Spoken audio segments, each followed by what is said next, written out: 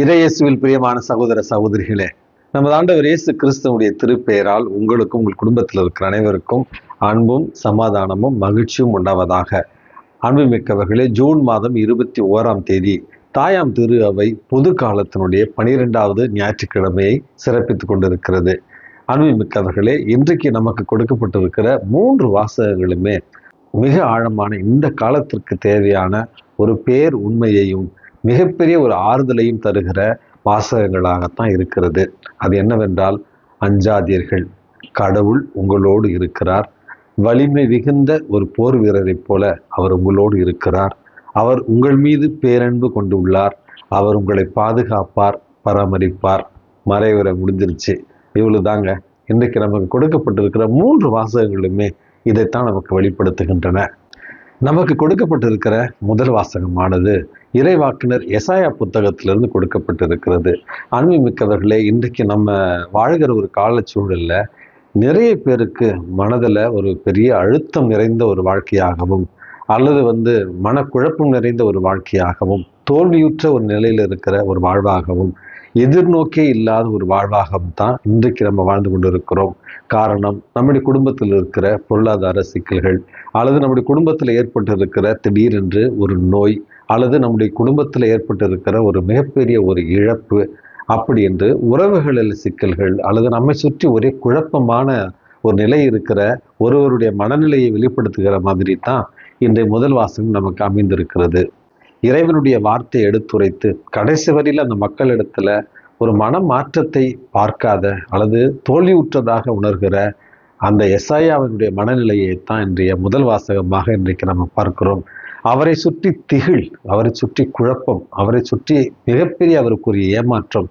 வாழ்க்கையில நம்ம எதையுமே செய்யவில்லையா, நம்ம செய்ததெல்லாம் வீணா போயிடுச்சா அப்படிங்கிற ஒரு மனச்சோர்வோடு இருக்கிற எசாயா கூறுகிற வார்த்தைகளைத்தான், அவருடைய புலம்பல்களைத்தான், அவருடைய ஆற்றாமையைத்தான் இன்றைக்கு முதல் வாசகமாக நம்ம பார்க்கிறோம். அன்புமிக்கவர்களே, நம்மில் பல பேர் இந்த நிலைமையில தான் இருக்கோம். என்ன நடக்கும் அடுத்தது, எல்லாமே முடிஞ்சு போச்சா, இதுக்கு மேலே எனக்கு கடவுள் உதவிக்கு வரமாட்டாரா என்கிற மனநிலையில் இருக்கிற நமக்கு தான் முதல் வாசகம் சொல்லுகிறது, என்னை சுற்றி குழப்பங்கள் இருந்தாலும், என்னை சுற்றி சவால்கள் இருந்தாலும், என்னை சுற்றி பிரச்சனைகள் இருந்தாலும், என்னை சுற்றி அச்சம் நிறைந்திருந்தாலும், ஆனால் கடவுள் வலிமை நிறைந்த ஒரு போர் வீரரை போல எனது அருகில் இருக்கிறார். ஆம், அன்புமிக்க சகோதர சகோதரிகளே, அச்சத்தில் இருப்பவர்களே, குழப்பத்தில் இருப்பவர்களே, எதுநோக்கின்றி வாழ்பவர்களே, இதோ இறைவாக்கினர் எசாயா வழியாக இறைவன் உங்களுக்கு சொல்லித் தருகிற முதல் பாடம் என்பது, அஞ்சாதீர்கள், திகிலடையாதீர்கள். ஆண்டவர் வலிமை மிகுந்த ஒரு போர் வீரரை போல நமக்காக போராட நமது அருகில் நின்று கொண்டிருக்கிறார். இதுதான் முதல் செய்தி. இரண்டாவது செய்தியானது திருத்தூதர் பவுல் எழுதிய ரோமேருக்கு எழுதிய திருமுகத்திலிருந்து நமக்கு கொடுக்கப்பட்டிருக்கிறது. அதாவது, இந்த உலகத்துல முதல் மனிதனாகிய ஆதாம் வழியாக பாவம் உள்ளே நுழைகிறது. ஒரு அடிமைப்பட்ட பாவத்தில் வீழ்ந்து கிடக்கிற நம்முடைய மனித சமுதாயத்தை குறித்து காட்டுகிற ஒரு மனிதராகத்தான் ஆதாமை இன்றைக்கு அவர் குறிப்பிடுகிறார். அதே நேரத்துல மற்றொரு மனிதன் வாயிலாக அருளும் வாழ்வும் நமக்கு கிடைத்திருக்கிறது. நமது ஆண்டவர் இயேசு கிறிஸ்துவின் வழியாக புதிய ஆதாமாக, அருள் வாழ்வை கொண்டு வந்த ஒரு ஆதாமாக நமக்கு இயேசு கிறிஸ்து பாவத்திலிருந்து நமக்கு விடுதலை கொடுத்திருக்கிறார். ஆகவே எத்துணை பாவிகளாக இருந்தாலும், எந்த இழிநிலையில இருந்தாலும், ஆண்டவராகிய இயேசு கிறிஸ்துவனுடைய திருத்தூய இரத்தத்தால் நாம் மீட்கப்பட்டுள்ளோம், நாம் கண்டிப்பாக மீட்படைவோம் என்கிற அந்த அழகான ஒரு இரண்டாவது செய்தியைத்தான் இரண்டாவது வாசகம் நமக்கு தருகிறது. மூன்றாவது வாசகமான நற்செய்தி வாசகமானது மத்தேயு நற்செய்தியிலிருந்து கொடுக்கப்பட்டிருக்கிறது. அன்புமிக்கவர்களே, மத்தேயு நற்செய்தி எழுதப்பட்ட அந்த ஒரு காலகட்டத்துல கிறிஸ்தவர்களுக்கு வேத கலாபனை ஏற்கனவே தொடங்கிவிட்டது என்று தான் சொல்ல வேண்டும். வேத கலாபனை என்றால் கிறிஸ்துவை நம்பியவர்களை கிறிஸ்துவனுடைய பெயருக்காக மக்கள் கொடுமைப்படுத்தியதையும், அரசர்கள் கொடுமைப்படுத்தியதையும், 3 நூற்றாண்டுகள் கிறிஸ்தவர்கள் கிறிஸ்துவுக்காக வேத கலாபணியை, மிகப்பெரிய ஒரு துன்பத்தை அனுபவித்ததையும் தான் நம்ம வேத கலாபணி என்று சொல்லுகிறோம். இது தொடக்க கால யூத கிறிஸ்தவர்களுக்கே இருந்தது என்று கூட கூறலாம். ஏனென்றால் யூதர்களுடைய வழிபாட்டு கூடங்களில் யூதர்களாக இருந்து கிறிஸ்தவர்களாக மாறிய அந்த மக்களை மக்கள் வெறுக்கிறார்கள். அவர்களுடைய வழிபாட்டு தலங்களுக்கு அனுமதி மறுக்கப்படுகிறது. மக்கள் அச்சத்திலும் குழப்பத்திலும் இருக்கிறார்கள். மிகப்பெரிய ஒரு வேதனையை சந்திக்கிறார்கள். அப்படிப்பட்ட ஒரு நேரத்துல தான் இந்த வசனம் கொடுக்கப்பட்டிருக்கிறது. அதாவது, உங்களுடைய ஆன்மாவை கொல்ல இயலாத வெறும் உடலை மட்டும் கொல்ல வல்லவர்களுக்கு நீங்கள் அஞ்ச தேவையில்லை. காரணம், அவர்கள் உங்களுடைய உடலை மட்டும்தான் அழிக்க முடியும், உங்களுடைய ஆன்மாவை அவர்களால் எதுவுமே செய்ய இயலாது. இதுதான் தொடக்க கால கிறிஸ்தவர்களுடைய மனநிலையாக நம்ம பார்க்கிறோம். எவ்வளவுக்கு எவ்வளவு கிறிஸ்தவர்களை கொடுமைப்படுத்தி அவர்களை தண்டனைக்கு உள்ளாக்கினார்களோ அவ்வளவுக்கு அவ்வளவு மக்கள் மகிழ்ச்சியாகவும் மன நிறைவாகவும் எங்களுடைய ஆத்மா ஆண்டவராகிய இயேசு கிறிஸ்துவுக்கு மட்டுமே சொந்தம், இந்த உடல் அழிந்து போகட்டும் அப்படின்னு சொல்லி, உடல் மண்ணுக்கு, எங்களுடைய ஆன்மா இயேசுவுக்கு அப்படி என்று சொல்லுகிற அளவுக்கு விசுவாசத்துல உறுதியாக நிற்பதற்கான காரணம் இப்படிப்பட்ட இந்த வாசகங்கள் தான்.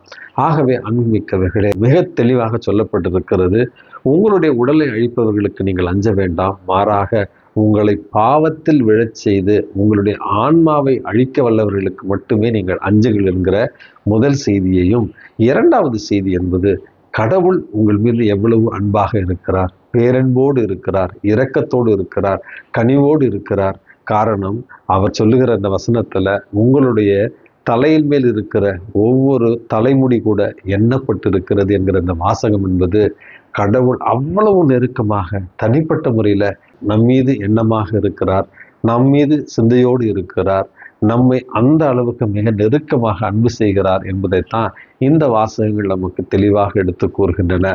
அன்புமிக்கவர்களே, கடவுளுடைய அன்பை பற்றி நாம் எவ்வளவுதான் பேசினாலும் தனிப்பட்ட முறையில நீங்களும் நானும் கடவுளுடைய அன்பை ஒவ்வொரு நாளும் அனுபவித்து உணராவிட்டால் நிச்சயமாக இந்த மறைவுரை கூட உங்களுக்கு பயனளிக்காமல் தான் போகும். எப்படி கடவுளுடைய அன்பை உணர்வது? அன்புமிக்கவர்களே, ஒவ்வொரு நாளும் காலை அதிகாலையில எழுகிற நேரத்துல கடவுள் நல்லோர் மீதும் தீயோர் மீதும் கதிரவனை உதிர்க்க செய்கிறார். கடவுள் நல்லோர் மீதும் தீயோர்கள் மீதும் மழையை பொழியச் செய்கிறார். ஒவ்வொரு நாளும் இயற்கையின் வாயிலாக இறைவன் நம்மை பாதுகாக்கிறார், பராமரிக்கிறார், அன்பு செய்கிறார். நம்மை பெற்றெடுத்த பெற்றோர்கள் மூலமாக இறைவனுடைய அன்பை அவர் உணரச் செய்கிறார். நம்முடைய உறவுகள் மூலமாக அவருடைய அன்பை உணரச் செய்கிறார். நல்ல உடல்நலத்தோடு நம்ம இருக்கிற பொழுது இறைவனுடைய அன்பை நமக்கு உணரச் செய்கிறார். செல்வ செழிப்புகளை நமக்கு ஆசீர்வாதமாக கொடுக்கிற நேரத்துல இறைவன் நம் மீது அன்பு கொண்டுள்ளார். நல்ல செல்வ செழிப்பான வாழ்க்கையை கொடுக்கிற நேரத்துல இறைவனுடைய ஆசீர்வாதத்தின் மூலமாக இறைவனுடைய அன்பை நம்மை உணரச் செய்கிறார்.